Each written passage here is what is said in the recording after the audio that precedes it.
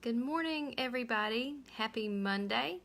I hope everybody had a fantastic weekend and enjoyed some family fun and some rest time maybe yesterday. Probably a few of you had lots of snacks and good food last night watching the Super Bowl. So, I do apologize for not making it on here live Friday. I had a very early morning appointment and my day just kept going from there. So, missed you guys, but hope you finished off your week last week strong. It was the only day that we had for working in Zone 1. So, if you find that you need to give Zone 1 a little bit more love this week with decluttering in the front entryway, front porch, or your dining room, just give it 5 minutes. It doesn't have to be a big deal, but those little 5 minutes do add up for us. So, try to get it all done where you feel like you've given that area a little love. I know it's hard to do that just in one day. But today we're moving on along to Zone 2, the kitchen. And this is actually my favorite zone to bless because this is where I bless my family and myself with good, healthy food. And things happen in the kitchen. We use it a lot. People walk into the kitchen and drop things off for us to deal with later. And we just end up with little places of clutter, right? Today's mission for me is going to be an easy one because I have a flat top stove.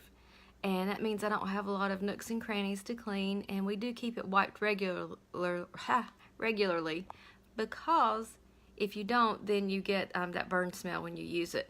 So for me, doing the stovetop's not a big deal. For those of you with gas stovetops, it is a big deal. My mom has that actually, and I know it takes a little more cleaning time when you have to deal with the grates, drip pans, and that kind of stuff. If you got an electric stove with electric eyes, I know that takes a little more time too. So just use 15 minutes, however it works best, whether you're going to do a quick wipe like I'm going to do or whether you have to do a little bit more detailed stuff. Good morning, Heather and Latia. Heather says the bar counter seems to become a landing spot for so much. Absolutely. That happens in my house too. People drop stuff off, I drop stuff off, and I just have to deal with it each evening for about 5 minutes. That's what helps me maintain. So if you struggle with a counter in your kitchen being the one that collects the clutter, work that into your evening routine. It really will help you when you get up the next morning and you've got a shiny sink and your counter's been decluttered. And what I suggest for you guys, if you only need a few minutes to do your stovetop today, check the microwave. I know with a large family with boys who do a lot of cooking and warming up, my microwave needs attention too. So that's my plan for today, is to wipe that stovetop, do a quick little thing with the island, and wipe out my microwave. Should not take me longer than 10 to 15 minutes. And that's really what these zone missions are about. 10 to 15 minutes, move on. And if you need to do that zone 1 stuff just a little bit more, work that into it. You can be flexible and make these missions work for you in your home. I was asked last week about my planner why I didn't put the specific zone missions in for each month, why I didn't type in the daily routines and that kind of stuff. And it's because each of our homes is a little bit different. We have different needs in our homes, and we use this Fly Lady system to help keep us on track and working our way around our homes, but sometimes we need to adapt it to make it fit what we're doing. So don't feel bad that you don't have an overview for the whole year. We're going to keep it very quick, small, and simple so you're not overwhelmed. Good morning, Christine. Great to see you. Home blessing today, guys, is to wash your sheets, involve your kids, get their beds washed, stage them out over the week if you need to, if you have a large family. But really make sure, especially this time of year, that you're getting sheets washed because we're in the flu and cold season, there are germs, and things tend to exist on our bedding. So let's really work at getting those sheets washed once a week. If you've got kids or yourself with allergies and asthma, use hot water.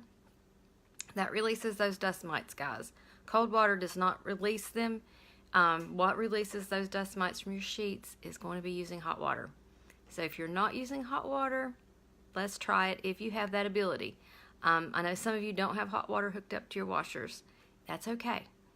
But if you do have it, I really recommend you use that hot water to get those dust mites to release, because they're kind of sticky. And if you didn't know that, I hope I didn't gross you out this morning already. Christine says her kitchen is in great shape after the weekend. She's going to spend time in the cabinets decluttering. That is awesome.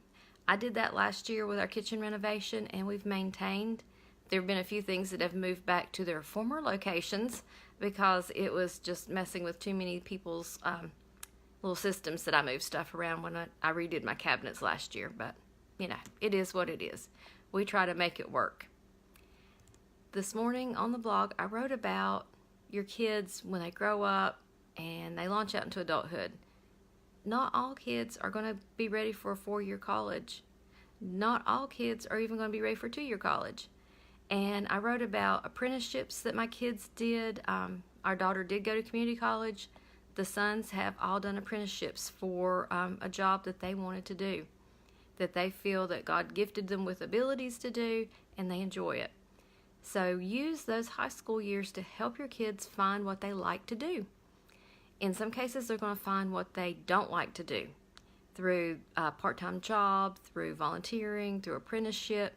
There's lots of ways for them to experience different skills and try out different things. So I don't want you guys beating yourself up that you aren't raising all of your children to be 4-year college degree kids. They really don't have to be. They can be successful, productive, happy adults doing what they feel God's called them to do and maybe following the road less traveled. So hop over to the blog after this and read what I wrote about that and my kids' experiences. Heather Ann says, I think our washer maxes out at 60 degrees. She says Celsius. I'm not real good with those conversions.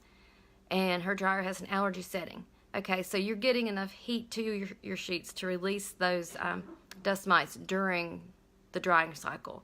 So that works as well. Heather says she loved my blog today.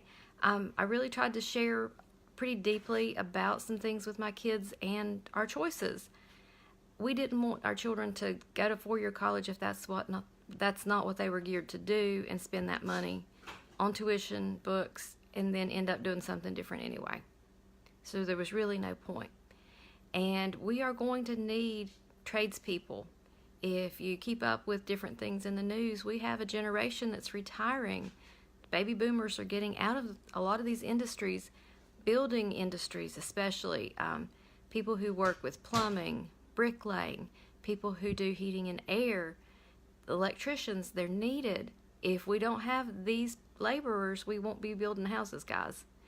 So, you know, you really want to work with your kids in high school to help them figure some of this stuff out.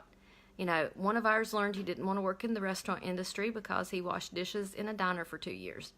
Another one helped with landscaping for 2 years and realized he did not want to be working outside year-round doing landscaping. Now they've both found careers that they enjoy and that suits them. So we do find that there are things that they don't enjoy doing like that when they think it's no big deal. Yep, Christine says figuring out what they don't want to do is a valuable tool. It is awesome because it really does help them get serious. If you've got one who's like, I really don't know, let them try some things and find out real quick what they don't like to do. And they learn fast they can't live on minimum wage. So, Latia said there's a market. Yeah, there is a big market for our tradespeople. Dee says she'll check out the blog. She's got a daughter graduating this year. Congratulations. To be honest, our daughter really didn't decide until her senior year what she wanted to do. She enjoyed those 2 years of high school, junior and senior year, at home doing stuff, volunteering, doing some things. She led our 4-H county council as a president. So she had some experiences in her junior, senior year, but she really didn't decide till about the spring, actually, of her senior year what she was going to do. And that was okay. We didn't pressure her. I have friends whose children take that gap year right after high school and do mission work. There's some fantastic youth mission things out there that they can do where they can serve and learn and not just launch right out there into college or a trade. So there are different ways for our kids to be successful and launch out as adults and have some good experiences. Christine says that skilled trades make good money. They do, absolutely. Let's see, Heather Ann looked up the temperature. 60 degrees Celsius is 140 degrees Fahrenheit. Well, that's pretty hot. I think that's probably enough to kill dust mites because my hot water heater I don't think is set much above that. I think it's 150, 160. Because with kids in the house, you really don't want that hot water heater turned up too high. And so that's probably very comparable. Latia says she got surprised by a child she thought might teach, but she wants to be a screenwriter. That's a creative child. That's awesome. You know, if you guys have followed me for long, you know I'm a writer, and I love the creative side of writing. So she probably has little dialogues going off in her head all the time.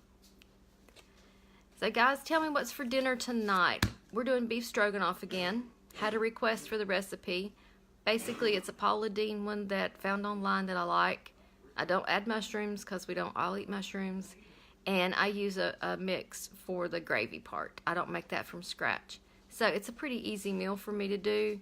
And actually, we need to lay that hamburger out right now because it needs to thaw out so we can cook it later. So there's my reminder too, guys. Well, I hope everyone enjoys their Monday.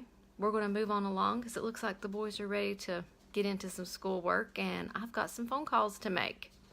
Christine's digging into the freezer for dinner ideas. That's fantastic. I do that on occasion too. Saw a few posts from people yesterday who pulled their Super Bowl snacks out of the freezer and pantry because they really didn't plan ahead and they didn't have the budget for a lot of snack foods. So they just pulled stuff out and put together some pretty neat ideas for their Super Bowl snacks.